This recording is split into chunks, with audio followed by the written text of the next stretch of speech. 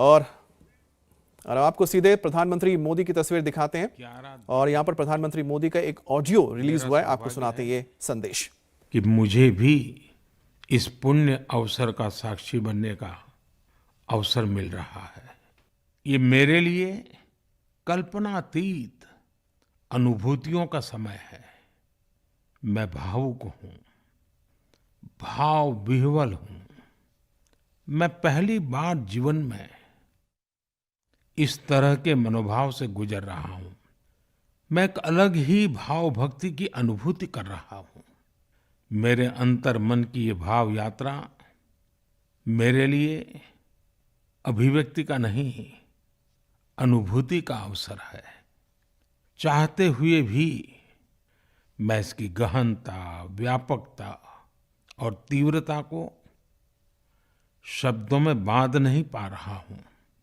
आप भी भली भांति मेरी स्थिति समझ सकते हैं।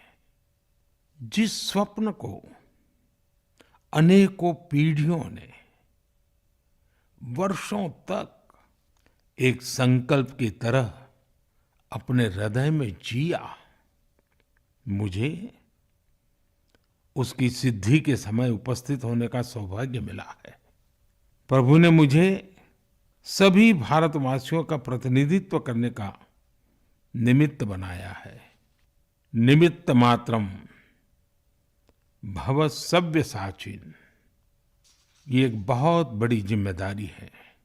जैसा हमारे शास्त्रों में भी कहा गया है, हमें ईश्वर के यज्ञ के लिए, आराधना के लिए स्वयं में भी दैवीय चेतना जागृत करनी होती है।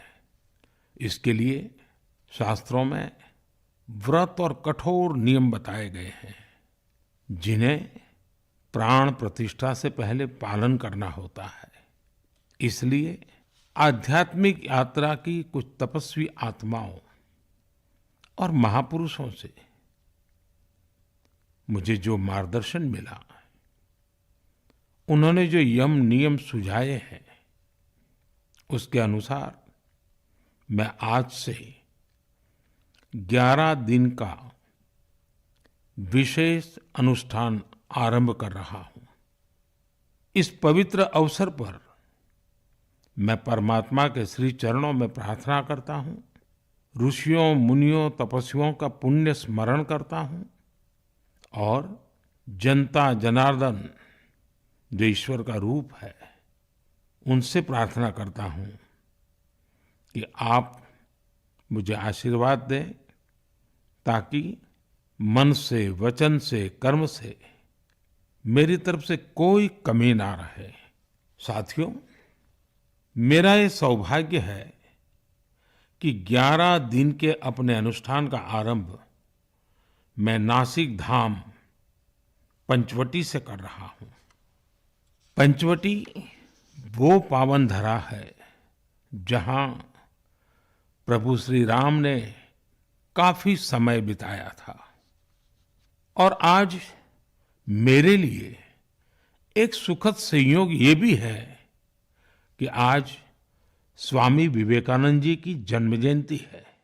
ये स्वामी विवेकानंद जी ही तो थे जिन्होंने हजारों वर्षों से आक्रांतित भारत की आत्मा को झकझोरा था। आज वही आत्मविश्वास भव्य राम मंदिर के रूप में हमारी पहचान बनकर सबके सामने है। और सोने पर सुहागा देखिए, आज माता जीजाबाई जी की जन्म जयंती है। माता जीजाबाई, जिन्होंने छत्रपति शिवाजी महाराज के रूप में एक महामानव को जन्म दिया था।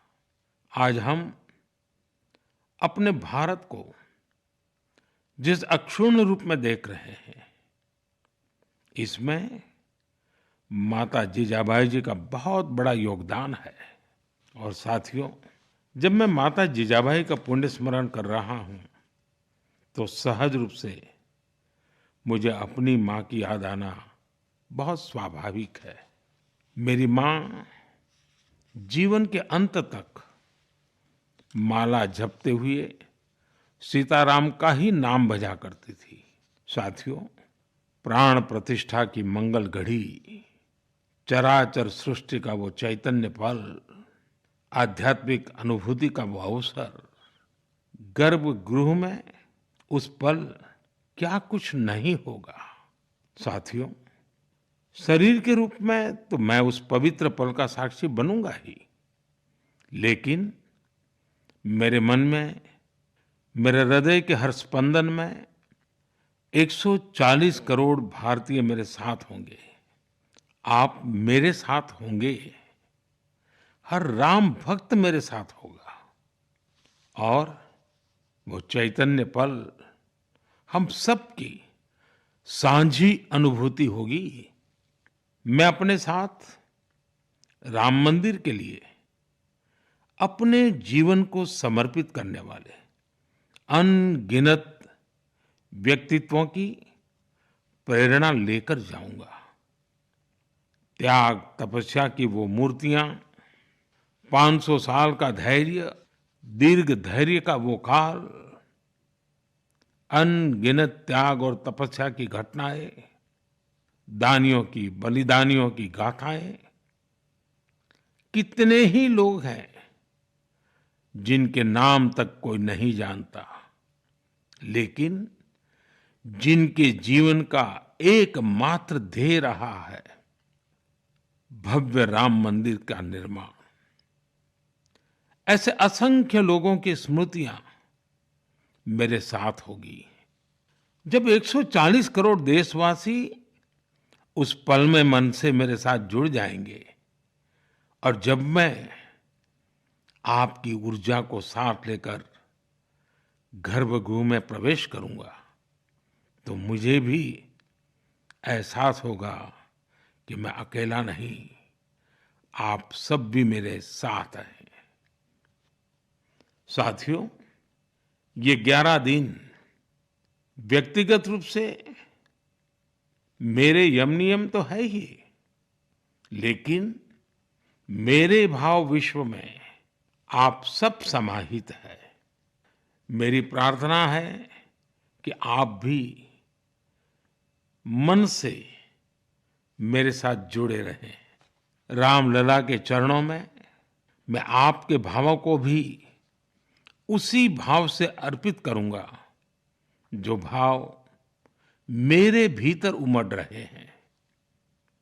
साथियों, हम सब इस सत्य को जानते हैं कि ईश्वर निराकार है, लेकिन ईश्वर साकार रूप में भी हमारी आध्यात्मिक यात्रा को बल देते हैं। जनता जनार्दन में ईश्वर का रूप होता है, ये मैंने साक्षात देखा है, महसूस किया है। लेकिन जब ईश्वर रूपी वही जनता शब्दों में अपनी भावनाएं प्रकट करती है, आशीर्वाद देती है, तो मुझ में भी नई ऊर्जा का संचार होता है। आज मुझे आपके आशीर्वाद की आवश्यकता है, इसलिए मेरी प्रार्थना है कि शब्दों में, लिखित में अपनी भावनाएं जरूर प्रकट करें, मुझे आशीर्वाद जरूर दें। आपके आशीर्वाद का एक एक शब्द मेरे लिए शब्द नहीं, मंत्र है।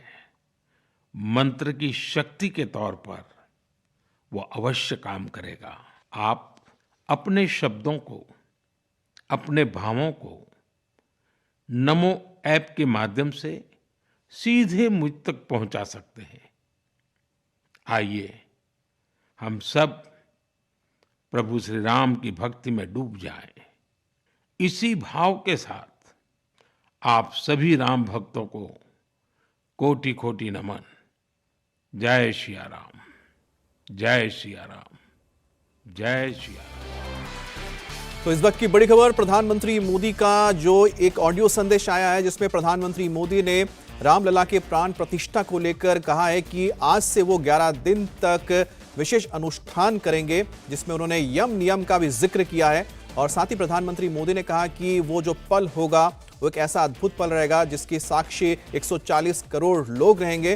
और प्रधानमंत्री मोदी का ये भी मानना है कि उनकी जो उपस्थिति रहेगी उस दौरान, उस अनुष्ठान में, वो एक तरह से 140 करोड़ लोगों के ही प्रतिनिधि के रूप में रहेगी। और हर रूम में राम बसे हैं। नमो ऐप के माध्यम से अपने संदेश भी प्रधानमंत्री मोदी ने लोगों से कहा कि उन तक पहुंचाएं। कई पीढ़ियों का सपना पूरा होने जा रहा है और हर ओर राम नाम की धूम है, इसका जिक्र भी प्रधानमंत्री ने कहा है।